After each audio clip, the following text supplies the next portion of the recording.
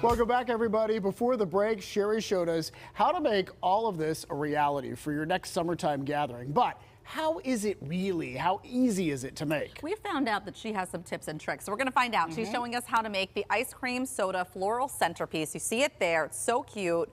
So you brought all this stuff to help us put this together. I did. So this is doable on your own.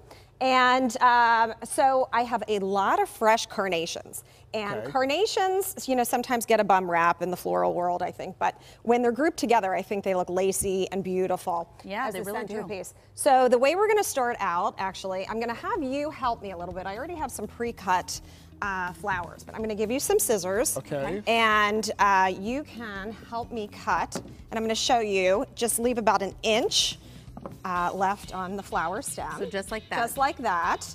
And I'll give you, there we go. And so I will show you the next step, actually. Okay. So I use floral foam, and this is about a 7-inch disc with a half-round ball on top. And normally I would soak this in water for about 30 minutes so it absorbs for the fresh flowers. Where do you get, like craft store, you get that? You can get these at a craft store, online, floral supply store. So, and actually if you do faux carnations for a centerpiece that will last longer, you don't actually have to wet it. Okay. So, so we're gonna take our urn and place those on top. And just to secure them in place, I'm going to take a skewer straight down the center so that we doesn't move. Connect them, right. And so the top piece, so you can see, you know, now it will not separate from the bottom. Huh. Okay, so let me turn this around here. And so we're going to layer the We are going to start layering. So, and do these just stick so right I usually sort of start around the edge. Oh, okay. Yes, and I'm so worried I'm going to break the flower. No, you really won't. So that's why it's important to have them cut short. So you're not pushing too much. Right. And maybe even at an angle, I'm seeing. Exactly. So I sort of start them on an angle and then add them around, and then you can actually rotate as you go to make it easier to work. What, me? No, so I get the edge. Shari knows what she's doing. But it's very helpful to have partners that are cutting stems. You can make it go a lot faster. Oh, do you want that means we should do that. Well, she's so subtle. We may be, right. I thought that was a good project to have you help with. Right.